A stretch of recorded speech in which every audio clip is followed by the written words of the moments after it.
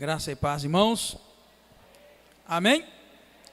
Vamos estudar Deuteronômio 32. Estudamos o 31 na semana passada. E hoje nós vamos ver o cântico de Moisés e depois o anúncio da morte de Moisés. Inclinai os ouvidos aos céus e falarei, e a terra ouça as palavras da minha boca. Goteje a minha doutrina como a chuva, destile o meu dito como o orvalho, como chuvisco sobre a erva e como gotas de água sobre a relva. Apregoarei o nome do Senhor, engrandecerei o nosso Deus. Ele é a rocha cuja obra é perfeita e todos os seus caminhos são justos. Deus é a verdade e não há nele injustiça. Ele é justo e reto. Corromperam-se contra ele e já não são seus filhos, e isso é a sua mancha. Geração perversa e depravada é assim que recompensas ao Senhor, povo louco e ignorante? Não é ele teu pai que te adquiriu, que te fez e te estabeleceu? Lembra-te dos dias antigos, atenta para os anos de cada geração. Pergunta a teus pais, e eles te ensinarão, aos teus líderes, e eles te dirão. Quando o Altíssimo distribuía as heranças às nações, quando separava os filhos dos homens, fixou os limites dos povos, segundo o número dos filhos de Israel. Pois a porção do Senhor é o seu povo, Jacó é a sua parte, a sua herança. Achou numa terra deserta, numa terra árida e de ventos uivantes. Rodeou, instruiu, guardou como a menina de seus olhos. Como a águia desperta a sua ninhada, paira sobre os seus filhotes, e estendendo as suas asas, toma-os e leva-os sobre as asas. Assim só o Senhor o guiou, e não havia com ele Deus estranho. Ele o fez cavalgar sobre as alturas da terra, e o alimentou com os produtos do campo. Ele o fez sugar mel da rocha e azeite do penhasco pedregoso, coalhada de vacas e leite de ovelhas, com a gordura dos cordeiros, dos carneiros que pastavam em Bazã, e dos bodes com o mais escolhido trigo. Bebeste o sangue das uvas, o vinho puro. Engordando-se, Jesurum deu coices, engordou-se, engrossou-se, cobriu-se de gordura, e deixou Deus, que o fez, desprezando a rocha da sua salvação. Com deuses estranhos o provocaram a zelos, com abominações o irritaram. Sacrifícios ofereceram aos demônios, não a Deus, a deuses que não haviam conhecido, novos deuses recém-chegados, aos quais vossos pais não veneraram. Abandonaste a rocha que te gerou e te esqueceste do Deus que te formou.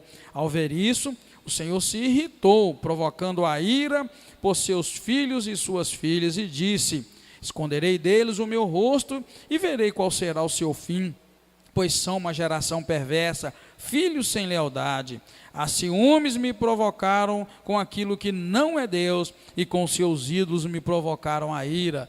Também farei que tenham ciúmes daquele que não é povo. Com nação louca os despertarei a ira, pois um fogo se acendeu na minha ira, e arderá até o mais profundo do inferno. Devorará a terra com os seus produtos, e consumirá os fundamentos das montanhas.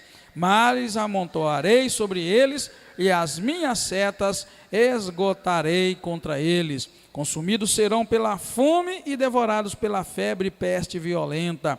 Enviarei contra eles o dente das feras e o veneno ardente das serpentes que se arrastam do pó.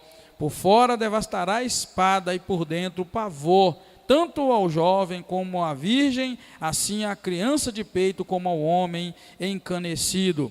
Eu teria dito: por todos os cantos espalharei, farei cessar a sua memória entre os homens, se não receasse a arrogância do inimigo, para que os seus adversários não se iludam e digam: a nossa mão triunfa. Não foi o Senhor quem fez tudo isso. O meu povo é gente que perdeu o bom senso, e neles não há entendimento. Quem dera fosse sábios, então entenderiam isso e atentariam para o fim que os espera. Como poderia um só perseguir 1000 e 2 colocarem em fuga 10.000, se a sua rocha não os tivesse vendido e o Senhor não os tivesse entregue? Pois a rocha deles não é como a nossa rocha, os próprios inimigos o confirmam. A sua vinha é a vinha de Sodoma e provém dos campos de Gomorra. As suas uvas estão cheias de veneno e os seus cachos são amargos. O seu vinho é ardente veneno de répteis e peçonha cruel de víboras. Não está isso guardado comigo e selado nos meus tesouros? A mim pertencem a vingança e a recompensa.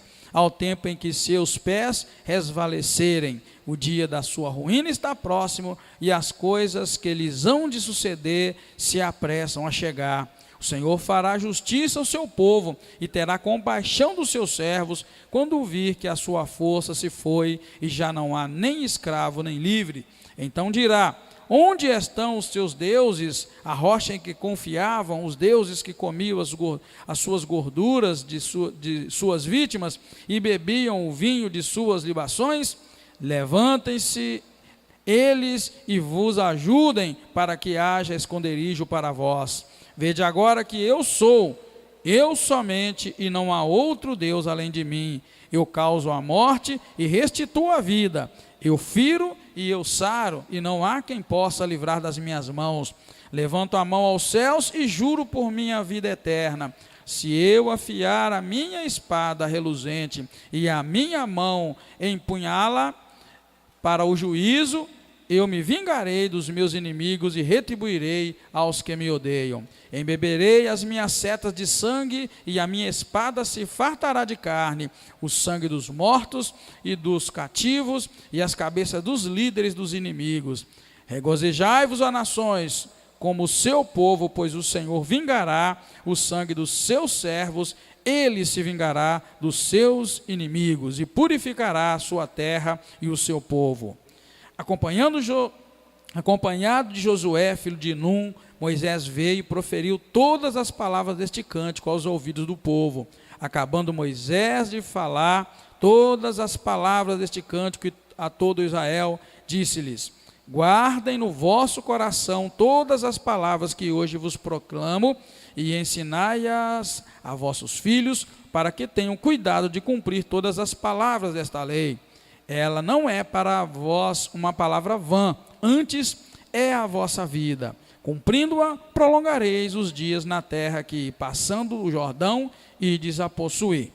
Naquele mesmo dia, disse o Senhor a Moisés: sobe a cadeia de montanhas de Abarim, ao monte Nebo, que está na terra de Moabe, em frente de Jericó, e contempla a terra de Canaã, que eu dou aos filhos de Israel por propriedade.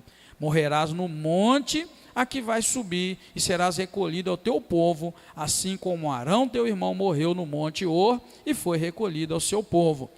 Pois fostes infiéis a mim na presença dos filhos de Israel, nas águas de Meribá, em Cádiz, no deserto de Zim, não santificando o meu nome no meio deles.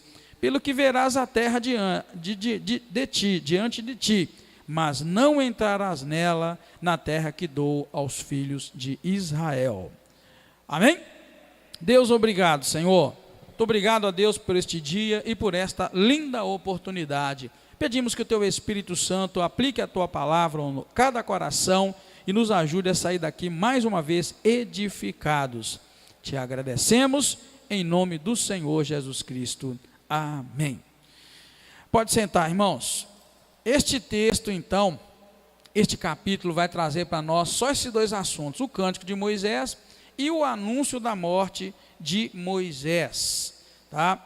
Então, estamos nas últimas palavras de Moisés, antes de que Moisés morra, né? O capítulo 33 vai mostrar para nós as bênçãos, e já o capítulo 34 vai relatar a morte de Moisés. E aí, como eu disse, já o livro de Josué volta à ação, volta o povo a caminhar e agora a colocar em prática as instruções que Deus deu através de Moisés, as leis que Deus deu através de Moisés. E olha que este cântico é uma advertência para que o povo se lembre da lei de Deus. Então, este cântico vai ser uma forma de trazer à memória do povo de Israel o quão pecadores eles são, quão santo Deus é, e a importância do povo de Israel cumprir todos os mandamentos, todas as leis do Senhor. Agora eu queria até perguntar para os irmãos aqui, o Antes está o Antes do louvor, o Tijonas também é do louvor, e a Creus é do louvor, e lá atrás a Tertuliana também é do louvor. Já imaginou, irmãos, se vocês ensinar para a igreja um cântico grande desse? Olha que tamanho de cântico. Já notaram o tamanho do cântico?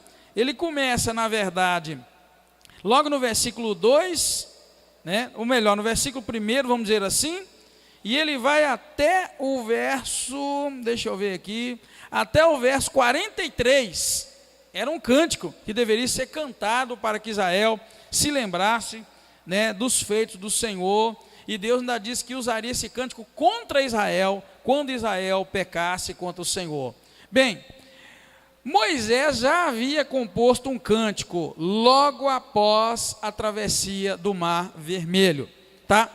Se você abrir sua Bíblia lá em Êxodo capítulo 15, você vai ver que a Bíblia registra um cântico de Moisés, não é? Mas só que a verdade é que o cântico que Moisés cantou lá era um pouco diferente, ou melhor, um pouco diferente não, era totalmente diferente deste cântico de agora, tá?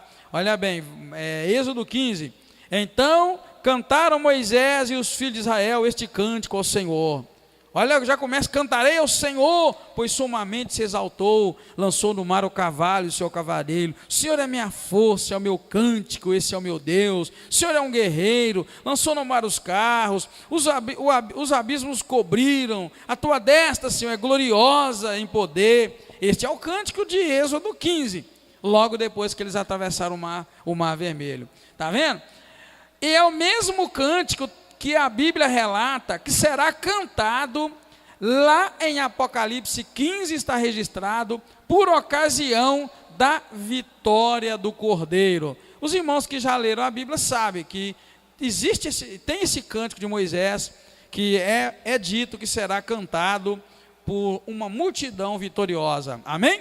Quem aqui sabia que lá em Apocalipse 15 será cantado o canto de Moisés? Amém? Pois é, pouco a gente sabe, mas vamos lá então que você vai ver, Apocalipse capítulo 15, só para os irmãos entenderem que a Bíblia tem dessas coisas, às vezes a gente não sabe, passa desapercebido, não nota. Olha lá, Apocalipse capítulo 15, também 15, né? Incrível, né? Que é Êxodo 15, tem o canto de Moisés, e agora Apocalipse 15 vai trazer. Vi no céu outro sinal, grande e admirável, 7 anjos que tinham as 7 últimas pragas, porque nelas é consumada a ira de Deus. E vi como que um mar de vidro misturado com fogo, e os que tinham vencido a besta e a sua imagem, e o número do seu nome, estavam em pé junto ao mar de vidro. Tinham as harpas de Deus, verso 3, e cantavam o cântico de Moisés, servo de Deus, e o cântico do Cordeiro, dizendo: grandes e maravilhosas são as tuas obras, ó Senhor Deus Todo-Poderoso, justo e verdadeiro são os teus caminhos, ó Rei dos Reis. Quem não te temerá ao Senhor e não glorificará o teu nome? Pois só tu és santo, todas as nações virão e se prostrarão diante de ti, pois os teus juízos são manifestos. Então, queridos, o cântico de agora é um cântico diferente. Desta vez, em Deuteronômio 32, o cântico mais se trata de um testemunho contra a rebeldia de Israel. Eu falei aqui na semana passada o quanto é importante a gente ter cânticos na igreja, cânticos que são instrutivos, cânticos que vão nos fazer temer a Deus. Nós temos hoje uma lista de cânticos sem sentido, na verdade. A gente canta os hinos na igreja e depois você pergunta: o que esse cântico me instruiu? O que esse cântico me aproximou de Deus? E nós não vamos encontrar muito teor, né, útil e bíblico nesses cânticos. Então esse cântico aqui, na verdade, é um instrumento de Deus que seria usado contra os filhos de Israel. Olha bem, o que diz o capítulo 31, versículo 19. Nós estamos estudando o 32, você vai só voltar ali para o 31, 19. Deus falou assim para Moisés: agora escrevei para vós este cântico e ensinai-o aos filhos de Israel. Ponde-o na sua boca, para que este cântico me sirva por testemunha contra os filhos de Israel. Então este cântico era um cântico diferente. Era um cântico que Deus usaria como testemunha contra os filhos de Israel, tá? É diferente, é um canto diferenciado, né? É um canto com um propósito. E o propósito aqui, desta vez, não é aquele propósito que nós admiramos no cântico. É um cântico que nós vamos exaltar ao Senhor, com palavras lindas o tempo todo, né? Então nós vamos entrar um pouquinho neste cântico, só para os irmãos verem o que tem nesse cântico, na verdade, de maneira mais direta. O cântico que Deus acaba de mandar Moisés escrever, na verdade, contrasta o caráter de Deus com o mau caráter do povo. Por que esse cântico seria usado como testemunha contra Israel? É exatamente por isso. O cântico já começa, irmão, na verdade, contrastando o caráter de Deus com relação ao mau caráter do povo de Israel. Olha o que diz o versículo 2: goteja a minha doutrina como a chuva, e destila o meu dito como orvalho. Olha que este hino vai dizer: goteje a minha doutrina como a chuva. Doutrina de Deus são os ensinamentos fundamentais de Deus, são as regras, os princípios que a gente deve reger nossa vida. Então, muita coisa que a gente considera doutrina, na verdade, irmão, não chegam a ser doutrina, são ensinos de homens, princípios que os homens colocaram. Agora, a gente precisa entender o que é de Deus, o que é a ordem de Deus e o que é a ordem dos homens. Então, aqui fala: goteja a minha doutrina. Então, este hino já começa mostrando para nós que se trata de uma doutrina, né? E a doutrina pega muito duro, porque ela vai contrastar ali o caráter de Deus com o caráter mau do povo de Israel. Vamos lá, esse versículo 2 fala: goteje minha doutrina como a chuva, destile o meu dito como orvalho, como chuvisco sobre a erva, como gotas de água. Tudo relacionado a líquido. Presta atenção, ó. Goteje, os irmãos sabem o que é gotejar, não é? Aquela gotinha lá da chuva. Hoje mesmo teve uma chuvinha boa, né? Eu acho que aqui choveu também, lá onde eu moro choveu. Então veja bem: goteje, destile, chuvisco, gota, tudo com referência à água. Agora, vamos pensa bem. A água te lembra o quê? A água para você é algo que faz o quê? O que a água faz? O que a água faz na tua vida? Mata a sede. O que mais que vocês falaram? Não é? Limpa. Olha bem, água mata a sede, água limpa, água refresca. Quando você fala de água, e muita água assim, você não vai pensar numa água fervendo lá num caldeirão, não. Você vai pensar que a água mata a sede, que a água limpa, que a água alivia. A irmã falou alguma coisa? Hein? Limpa, né? Então, está entendendo, irmãos? Que de cara esse hino já tem um fundamento nele tremendo, que a gente não parar para ver, para observar, passa de liso. Começa a inclinai os ouvidos aos céus e falarei, ó terra, e eu vou abrir a minha boca. Aí fala: goteja a minha doutrina, gotejar como chuva, destilar como orvalho, e como chuvisco e como a erva, e como gotas de água sobre a relva. Então, de cara, a doutrina de Deus, ela é refrigério para a nossa vida, para a nossa alma. Ela limpa, ela purifica, ela sacia, e um punhado de outras coisas que a água faz, né? Aí, logo em seguida, nós vamos notar, irmãos, o contraste do caráter de Deus com o caráter do homem. Olha: pregoarei o nome do Senhor, engrandecerei o nosso Deus. Olha bem, Ele é rocha, cuja obra é perfeita. Olha o caráter de Deus. Deus é rocha, cuja obra é perfeita, e todos os caminhos dele são justos. Deus é verdade, e nele não há injustiça. Ele é justo, ele é reto. Está vendo? Olha só, o início já começa a colocar sobre o caráter de Deus. Um caráter perfeito para agora mostrar o contrário, o contraste. Ou seja, Deus neste canto está falando assim, por isso que Deus disse, eu vou usar esse cântico contra Israel, porque Ele está mostrando o quanto Ele é justo, o quanto Ele é perfeito, o Ele é a verdade, o quanto Ele é reto, e já vai começar a dizer, olha bem o 5, corromperam-se contra Ele, já não são seus filhos, isso é a sua mancha, é assim que recompensa o Senhor, povo louco e ignorante. Não é Ele teu Pai que te adquiriu e que te estabeleceu? Olha o contraste. Mostra um Deus que é rocha, de obras perfeitas, caminhos justos, Deus que é verdade, que nele não há injustiça, um Deus que é reto, e já começa a colocar Deus se dirigindo a um povo que se corrompeu, um povo cheio de mancha, um povo que recompensa a Deus loucamente, um povo que recompensa a Deus loucamente, tá?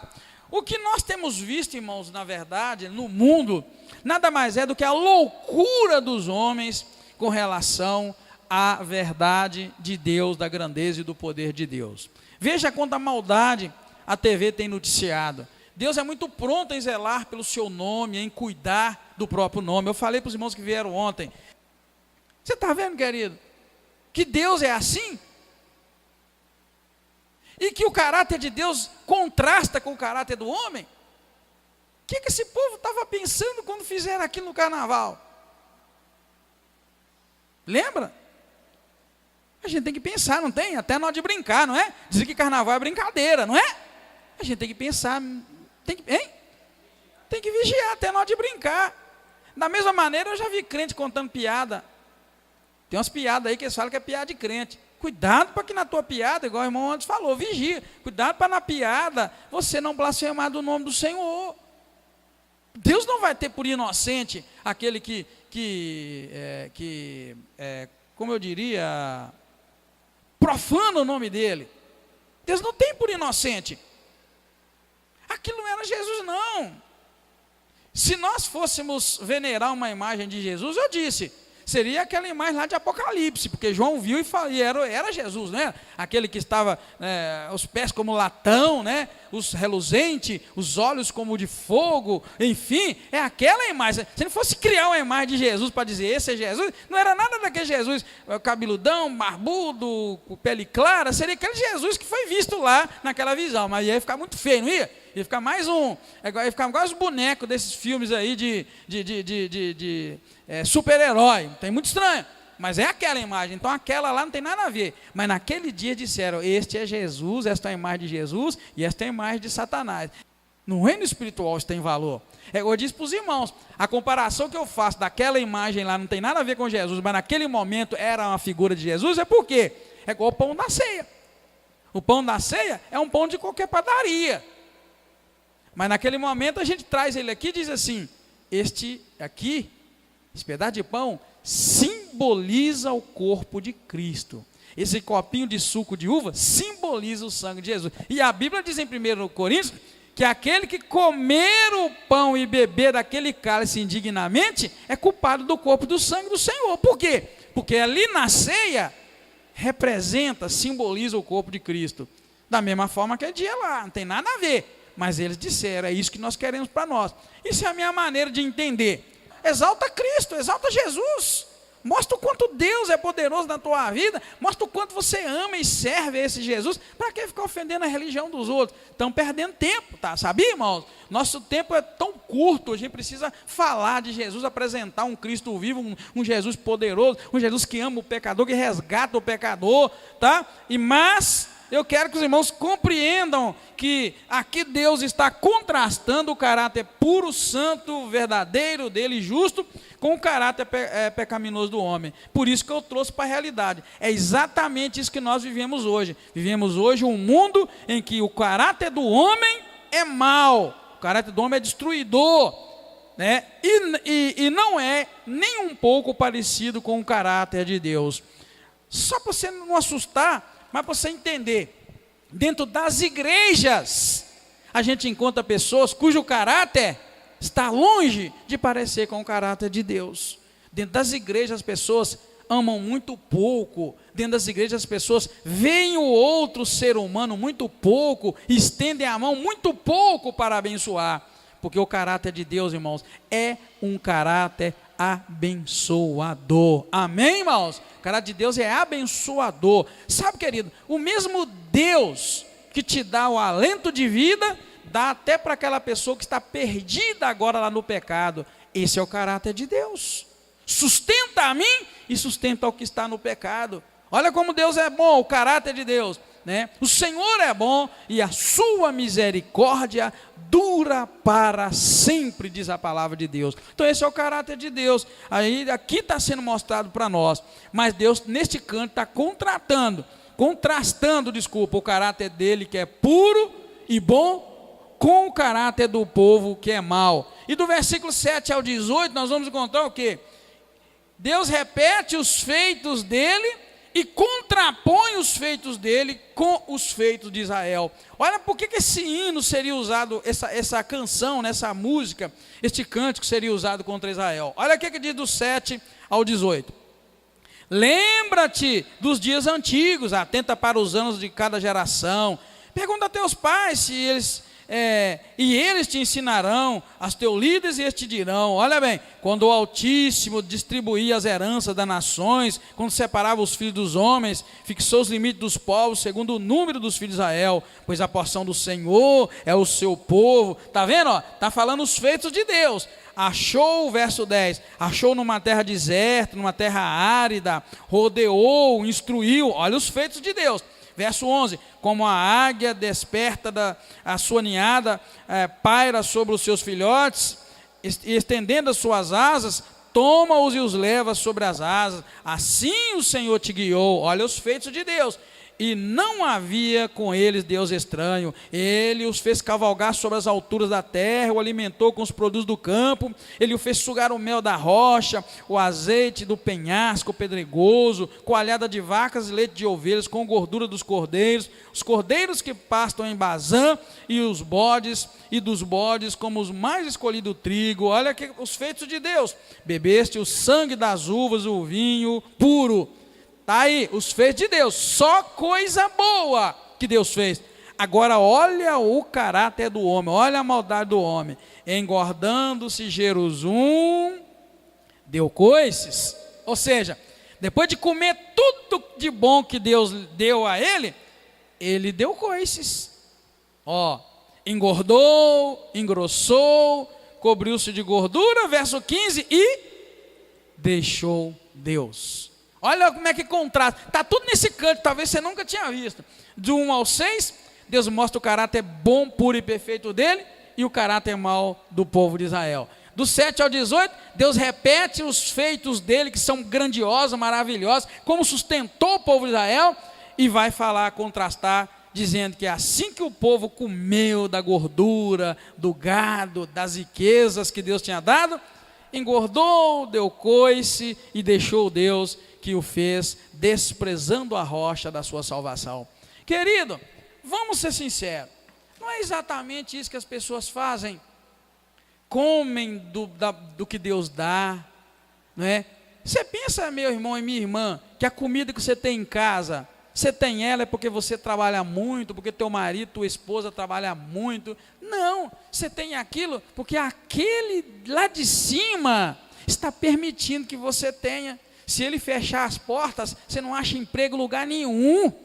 Se ele fechar as portas, tua comida vai faltar, você vai passar fome. E se ele cismar de dizer, nem comendo você vai viver, você vai morrer, se Deus cismar de dizer assim, não adianta comer, nem a melhor comida é mais cara do mundo, você vai morrer, porque cá na frente ele vai dizer, é ele que dá a vida e é ele que tira a vida. Lá na frente está escrito isso, nesse mesmo cântico.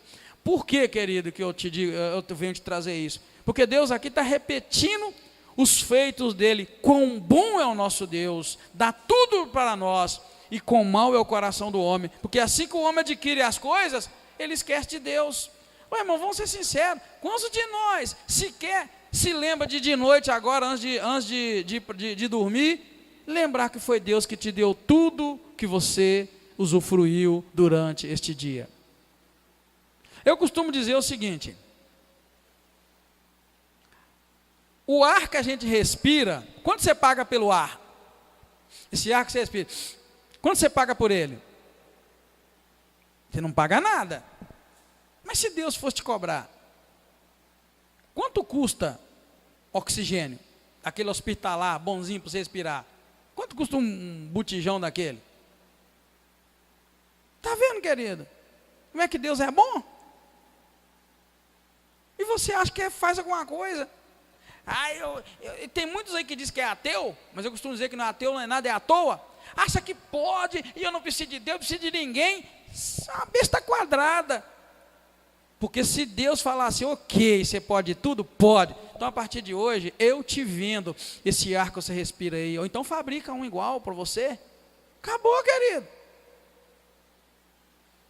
Então não existe ateu, existe à toa. Bobo, que não tem temor de Deus. Porque a gente acha que pode tudo, pode não, você pode muita coisa, mas quem pode tudo é Deus. Então se você acha, meu dinheiro compra tudo, compra nada. Eu lembro direitinho, em 96, quando eu voltei para o Brasil, para a nossa cidade, eu vi uma cena que eu gravo comigo. Existia uma dupla, se eu não estiver enganado, chamava Leandro e Leonardo. Era isso mesmo, Leandro e Leonardo que existia? Agora morreu um, ficou o outro, né? Ficou foi quem? O Leandro, então morreu foi o Leonardo, né? Eu lembro, morreu quem? Morreu o Leandro e ficou o Leonardo.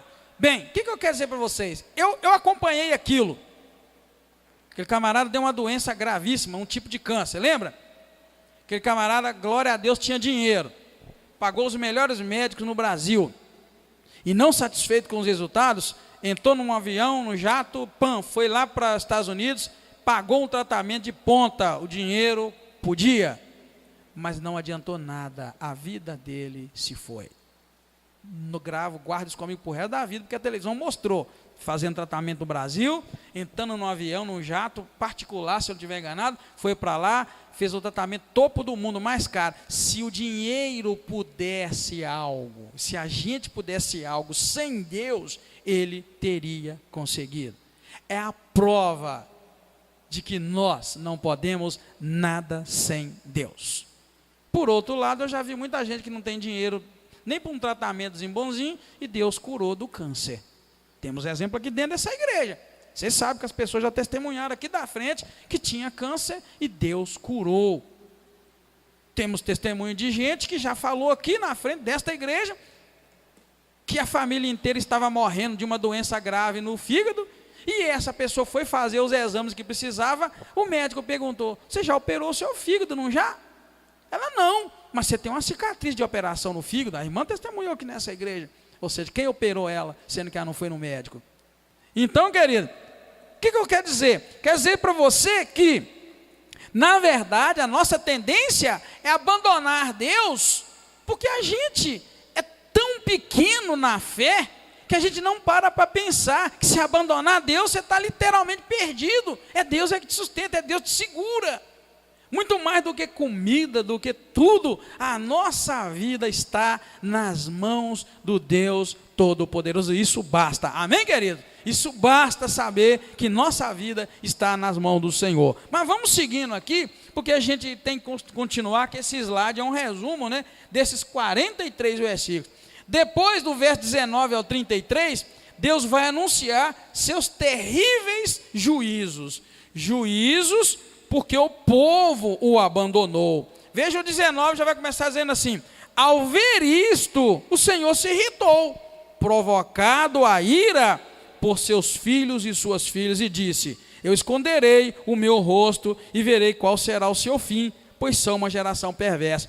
Olha só, irmãos, quando Deus viu, na verdade, a iniquidade do povo, a Bíblia vai dizer no verso 19 o quê? Que ele se irritou. E quando Deus se irrita, ai de nós. Aí o que ele disse? Esconderei deles o meu rosto e verei qual será o seu fim.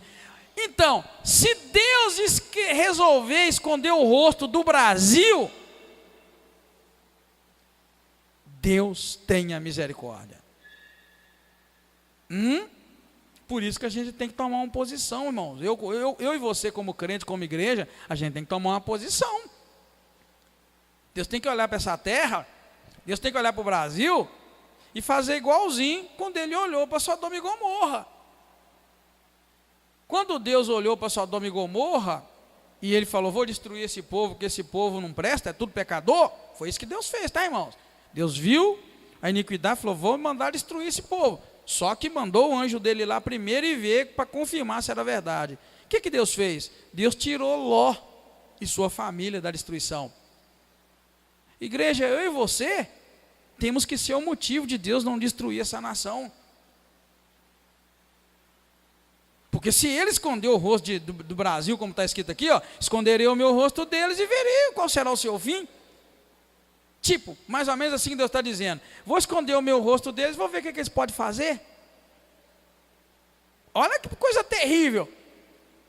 Então eu e você, querido, tem que santificar a vida e colocar a nossa vida no altar de Deus e clamar e pedir perdão, pedir misericórdia, para Deus olhar para nós e falar assim, não dá para destruir porque tem um povo ali, temente e que me agrada. Porque se a gente cair na onda do mundo, nós estamos totalmente roubados. E aí você vai ver que vai, desse versículo 19 até o 33, Deus então proclamando o juízo dele sobre o povo. Provocaram ele a ciúmes, acendeu-se a ira dele como um fogo, diz o versículo 22, né? Então ele vai dizendo no 23, males amontoarei sobre eles, olha, maldade, coisa má. 24, consumidos serão pela fome, olha que coisa terrível, serão consumidos pela fome. Deus tenha misericórdia, irmão, ser consumido pela fome, e vai seguindo, né? Por fora a espada o devastará, né? Então Deus aqui está proferindo neste cântico o juízo dele com relação ao povo pecador, o povo pecaminoso, tá? Querido, quero que você me compreenda, tá? O motivo de uma nação ser próspera e abençoada é quando tem um povo ali naquela nação que é temente a Deus e Deus agrada dele. Então, se o Brasil não está bom para você, se o Brasil está ruim, nós não podemos culpar os políticos, não. Nós temos que olhar para nós. Como é que está a nossa vida? Será que nós estamos debaixo da bênção de Deus ou debaixo da maldição? Essa é a verdade. Porque Deus tirou Ló da cidade que seria destruída. Deus tirou Noé, para que Noé não morresse afogado junto com toda a terra. E Deus vai tirar os santos no momento da vinda dele e vai deixar os outros perecer. Então, é necessário, antes da gente detonar uma nação inteira como o Brasil, é pensar, e eu? O que eu estou fazendo neste país? Jesus disse para os seus discípulos que eles seriam luz e sal da terra. Fariam a diferença.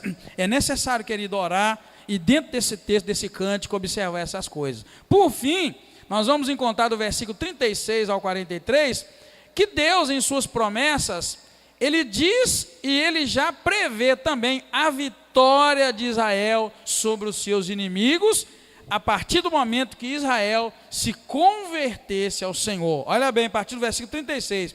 O Senhor fará justiça ao seu povo e terá compaixão dos seus servos, quando vir que a sua força se foi e já não há nem escravo nem livre. Então dirá, onde estão os seus deuses, a rocha em que confiavam? Os deuses que comiam as gorduras de suas vítimas? Levantem-se eles, os ajudem. Aí diz o 39, vede agora que eu sou, eu somente, e não há outro Deus além de mim.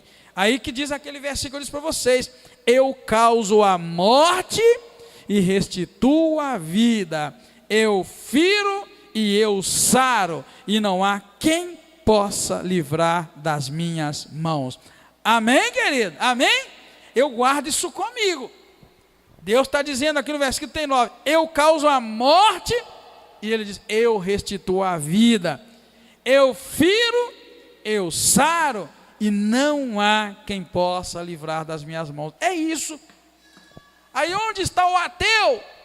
Onde está o que brinca com Deus? Onde está o que brinca de Deus? Onde está o que brinca de crente? Porque aqui não tem jeito de escapar, é ele e acabou. Ele fala, o negócio é comigo. Então a gente precisa compreender, aí nesse ponto Deus está, irmãos, declarando que ele vai olhar para o seu povo. Vai olhar para o seu povo, mesmo o seu povo tendo pecado. Quando o povo se arrependesse das suas iniquidades, então Deus restauraria. Mas Deus está dizendo aqui, deixa eles então crerem nos seus deuses. É por isso que o versículo 36 o 37 diz assim: onde estão os seus deuses, a rocha que confiavam? Onde estão os deuses que comiam as vossas gorduras de suas vítimas e bebiam o vinho das suas libações? Levantem-se eles então e vos ajudem, para que haja esconderijo para vós. Verso 38. Sabe o que quer dizer, querido? É isso que eu quis colocar para você, que São Paulo fez, permitiu naquele carnaval. Quando aquele massacre ali daquela imagem, daquela figura que eles disseram que é Jesus aconteceu, é isso que aconteceu. Então Deus está falando para eles assim, então deixa. Eles acham que aquele capetão lá e tal, grandão, é o vencedor, então deixa, agora que os ajude. Deus se retira, Deus se afasta. Eu não estou aqui para detonar, irmãos. Eu estou aqui com São Paulo, e nem estou aqui insensível ao sofrimento daquelas mães que perderam seus filhos. Eu só estou dizendo que a gente faz, a gente planta, a gente colhe. E eu tenho trazido doutrina para a igreja esses dias. E digo, se você é o crente do tipo que liga a tua televisão, você não assiste o carnaval, mas fica doido para saber qual escola de samba ganhou, você precisa conhecer o Deus da Bíblia. Nós não temos nem que saber quem ganhou e quem perdeu. Amém, querido? Amém, igreja?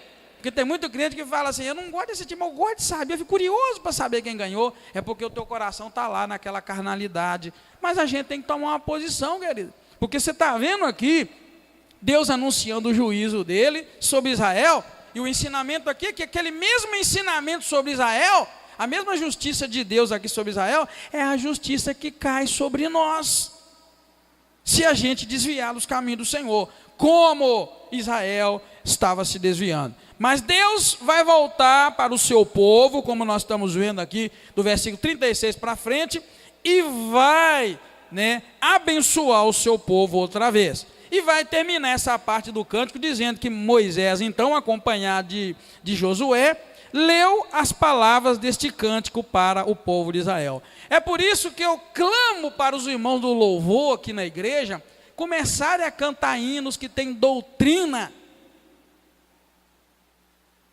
Esse hino, esse cântico que nós acabamos de ler de Moisés, ele tem doutrina. Essa doutrina está ali, ó. Contrasta o bom caráter de Deus com o mau caráter do homem. Deus repete os feitos das coisas boas e contrapõe contra os feitos maus do homem que abandona a Deus quando a barriga dele está cheia, quando ele está bem.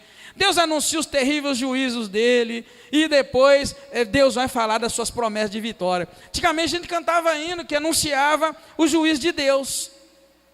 A gente cantava um hino assim antigamente: quando essa terra for pegar fogo, aonde é que tu vais morar? Quando essa terra for pegar fogo, aonde é que tu vais morar? É morar mesmo? Eu vou com Jesus morar lá no céu. Eu vou com Jesus morar. Está vendo, querido? Doutrina está trazendo o julgamento de Deus e a salvação em Cristo Jesus. A gente precisa demais dar conta hinos que vai te tocar na alma e vai te falar: ó, se você não caminhar com o Senhor, vigia.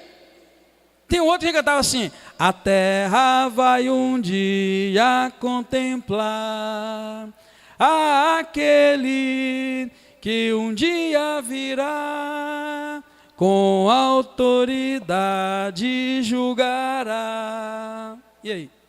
Toda a terra se ajoelhará, oh aleluia, ele voltará, oh aleluia, para me levar. Tá vendo, querido? Doutrina, Bíblia. Quando essa terra for pegar fogo, você vai morar. Depois a música vai dizer que eu vou morar com o Senhor, que todo joelho vai se dobrar. Bíblia, Bíblia, Bíblia, Bíblia. E te faz ir para casa e pensar assim: nossa, o mundo vai acabar mesmo, é melhor dar um jeito de aceitar Jesus e caminhar com ele. Está vendo? Doutrina. Agora as canções hoje, com todo respeito, é um tal de abraçar, e de beijar, e de sentar no colo, e aí, você sai de casa, você sai daqui, vai para casa, que não te deixa nem pensativo, né? Aquela água morna que tem, que começa morno e termina gelado. É preciso canções que tem doutrina, como este canto que nós acabamos de ver, que vai te fazer ir para cá. A gente cantava uns hinos antigamente que dava medo.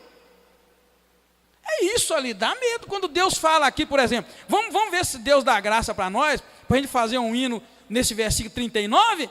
Olha bem, vede agora, eu somente, não há outro Deus além de mim. Eu causo a morte, eu restituo a vida, eu firo, eu saro, e não há quem possa livrar das minhas mãos. Imagina um hino desse, hein? Um hino desse, o que vai acontecer? Você vai aceitar Jesus na mesma hora, ou então você sabe o que vai acontecer, você pode morrer porque Deus é capaz de tirar a tua vida, mas Ele também é capaz de te curar e de te dar a vida. Está vendo, querido? Só para você perceber o caminho que nós estamos andando como igreja, que a gente precisa voltar para o Senhor, tá? E por fim, irmãos, nós vamos ver então, do versículo 48 até o 50, Moisés recebendo instruções sobre a sua morte. Aí nesses versículos Deus está falando para Moisés: olha Moisés, você vai morrer, está chegando o fim da tua vida, né? Sobe lá para o monte e lá você vai morrer, o monte Nebo. Então aqui Deus está anunciando a morte de Moisés. E o motivo da morte de Moisés, irmãos, antes dele entrar na terra, era por ele não ter cumprido completamente as instruções de Deus diante do povo nas águas de Meribá. Ou seja, Moisés fez tudo certo, mas porque em um momento da vida de Moisés ele não obedeceu completamente a Deus, ele não estava entrando na terra. Verso 51 vai dizer assim: pois foste infiéis a mim na presença dos filhos de Israel, nas águas de Meribá em Cádiz, no deserto de Zim, não santificando o meu nome no meio deles. Verso 52, pelo que verás a terra diante de ti, mas não entrará nela, na terra que dou aos filhos de Israel. Ou seja, este último versículo aqui, agora, a partir daqui, o livro de Deuteronômio fica melancólico. Ele cai aquele clima da lei do Senhor, essa força que nós acabamos de ver nesse cântico. Agora ele parte para a despedida de Moisés, né? Deus ali então está mostrando: olha Moisés, você vai morrer e tal. Deus lança outra vez o motivo porque Moisés pecou. E um detalhe, irmão, Moisés fez tudo direitinho, bastou uma falha de Moisés para Moisés não entrar na terra prometida. Por isso que eu coloquei lá, ó, assim é Deus. Tá, irmão? Deus é assim. Moisés fez tudo direitinho. Uma coisa falha, Deus falou: por isto você não entra na terra prometida. Deus não mudou e não vai mudar. O crente que acha que pode fazer um punhado de coisa certinha e fazer uma errada que não tem nada a ver, precisa rever a vida dentro da doutrina da palavra de Deus. Hoje a gente usa muito o argumento: porque o outro faz, porque o pastor faz, a pastora faz, o missionário faz, porque lá naquela igreja faz. Para com isso. Moisés só cometeu um erro e Deus falou: não vai entrar na terra prometida. E eu coloco: assim é Deus. Esse é o Deus da Bíblia. Esse é o Deus da Bíblia Sagrada. Talvez pode não ser o Deus da igreja tal, da igreja tal, da igreja tal, mas esse é o Deus da Bíblia. Assim é Deus, está vendo? Talvez pode não ser o Deus do pastor tal, da pastora tal, do missionário tal, da missionária tal, mas este aqui é o Deus da Bíblia, que se aborrece com uma única coisa que alguém tenha feito. Então, queridos, a gente precisa buscar esse padrão de vida para nós e clamar: Deus, eu preciso mudar, eu quero ser santo, eu quero vir para a glória. Eu disse para a igreja um dia, irmãos, meu testemunho pessoal: quando eu era menino, novo, eu imaginava Jesus, imaginava Deus, imaginava o céu, imaginava os anjos, naquela imaginação de uma pessoa que não conhecia a Bíblia. Então eu imaginava o céu grande demais da conta, irmão. Na minha cabeça o céu era maior do que a terra, aquele trem, aquela coisa. Aí quando eu fui ler na Bíblia, eu pensei: meu Deus do céu, o céu vai ser pequenininho, pequenininho, pequenininho, pequenininho. Sabe por quê? Porque muitos são chamados, mas poucos são escolhidos. Porque Deus vai selecionar, está selecionando um povo puro, santo. Quando eu vi que a igreja do Senhor é sem mancha e sem ruga, eu falei, pronto, eu tenho que ser sem mancha e sem ruga, você tem que ser sem mancha e sem ruga. O que quer dizer sem mancha e sem ruga? Vida santa, vida reta, vida de odiar o pecado, vida de aborrecer-se com o pecado, vida de não querer pecar e fugir de todo o pecado. É essa pessoa que vai para o céu. Quem de nós vai para o céu? Então o céu não é do tamanho que eu imaginava. Aí eu perdi aquela ideia e agora entendo. Eu costumo dizer que, na verdade, a gente está num funil. Todo mundo sabe o que é funil, não sabe? Funil é um negócio que tem uma boca larga na ponta, né? E ele vai afinando, afinando, e geralmente ele cai fininho, fininho. Estamos exatamente no funil, irmão. Todo mundo pode entrar lá na boca do funil lá em cima e dizer que é crente, que é isso, é cheio de dons, e é tal. Todo mundo pode dizer, mas cá embaixo, na seleção de Deus, para ir para a glória, serão poucos. A porta é apertada. O caminho é apertado, é estreito, que leva para a salvação. Espaçoso, largo é o caminho que leva para a perdição, para o inferno. Então a gente precisa entender que esse é o nosso procedimento. Esse tem que ser nosso procedimento. Passar nossa vida pela palavra, viver a doutrina da palavra e esquecer a doutrina dos homens e viver a doutrina da palavra. Porque nós não seremos julgados pela doutrina de homem. Seremos julgados pela doutrina de Deus, doutrina da Bíblia. Não dá ouvido o que os homens dizem, dá ouvido o que a Bíblia, o que a palavra de Deus diz. É isso que nós estamos vendo aqui acontecer com Moisés. Quero lembrar aos irmãos que Moisés, quando foi impedido de entrar na terra de Canaã, não é que Moisés tenha sido impedido de entrar na salvação, no céu.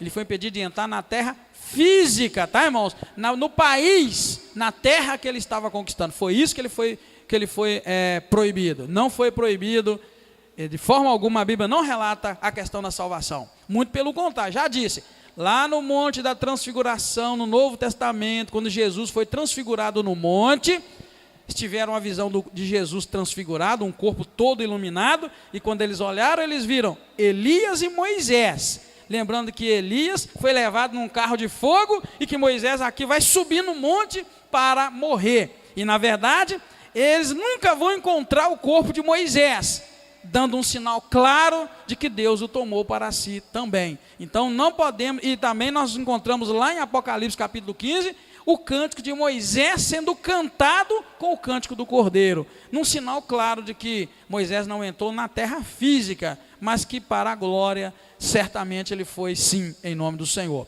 Para concluir, o que nós podemos dizer?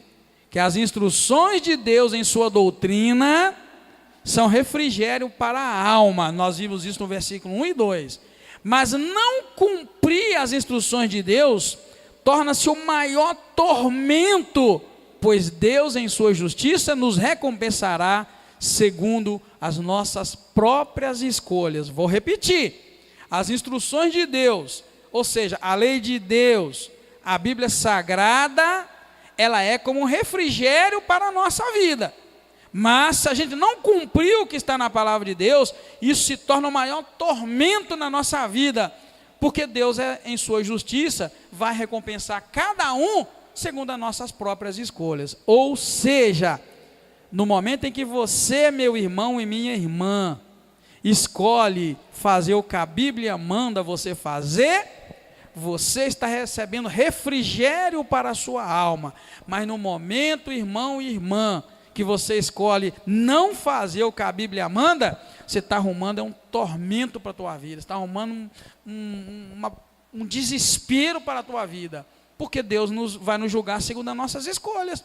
Escolheu cumprir a palavra de Deus e viver a Bíblia, mesmo que seja difícil, Deus vai te julgar segundo a sua escolha. Escolheu a Ele, muito bem, abençoado serás. Agora, se escolheu fazer o que Deus manda não fazer, aí você está arrumando tristeza, tormento e dor para a tua vida. Amém? Assim nós encerramos então o nosso estudo do capítulo 32. né? Resumindo o que nós vimos, capítulo 32 traz um cântico que Deus usaria contra o povo de Israel. Por que contra? Porque neste cântico Deus mostra o caráter puro, justo e perfeito dele e mostra o caráter mau do homem. Neste ponto, neste cântico Deus mostra os feitos bons que ele tem, as atitudes boas, e mostra as atitudes ruins do homem, ao ponto do homem se afastar do Senhor. E este cântico também vai mostrar que Deus vai julgar o povo com seu juízo, mas que Deus também terá misericórdia e vai perdoar e vai restaurar o povo. E depois vai encerrar o capítulo, Deus anunciando a morte de Moisés e dizendo por que Moisés não ia entrar na terra prometida. Não ia entrar porque fez uma única coisa que desagradou a Deus. E quando a gente desagrada a Deus, nós temos consequências terríveis na nossa vida. Amém? Deus te abençoe e te guarda. Vamos orar. Em nome do Senhor Jesus Cristo. Pai querido, muito obrigado. Te agradeço pelo teu amor, pelo teu carinho, pelo teu cuidado. Às vezes achamos que é difícil cumprir a Bíblia Sagrada. Às vezes achamos que é difícil cumprir a tua vontade, mas não é, nem um pouco, porque a tua lei é refrigério para a nossa alma. As doutrinas do Senhor são refrigério para a nossa alma. Ao contrário, as coisas do mundo e os prazeres do mundo só nos trazem dores, só nos trazem sofrimentos. As coisas boas deste mundo só nos afastam do Senhor, ao passo que a tua palavra nos aproxima do Senhor. Tua palavra nos faz ver a santidade do Senhor. E os momentos melhores da nossa vida não são quando estamos nos deleitando dos prazeres deste mundo, mas são quando nós nos trancamos no nosso quarto, no nosso aposento, e temos comunhão com o Senhor e comunhão com a tua palavra. Há momentos em que nos debruçamos na Bíblia Sagrada e até nos esquecemos, Senhor, de que estamos nesta carne, nesta vida, nesta luta, porque a tua palavra nos transporta para o reino espiritual e nos leva para a presença do Deus Todo-Poderoso, onde há abundância de vida, onde há libertação, onde há alegria, onde há gozo, onde há graça. Muito obrigado. Por isso eu quero pedir ao Senhor que aplique a tua palavra ao nosso coração. Ela é refrigério para a nossa alma sofrida, a nossa alma enlutada, a nossa alma, Pai querido, que tem confrontado as hostes malignas. Contamos com a tua ajuda. Só o Senhor é Deus e não há outro Deus além de ti. Por isso, nós te damos graças, pedimos que nos leve em paz e nos dê uma ótima noite na tua presença. Obrigado, Deus. Nós te agradecemos em nome do teu Filho amado Jesus Cristo. Amém. Aleluia. Deus te abençoe e te guarda. Muito obrigado. Te dê um restante de semana abençoado em nome de Jesus.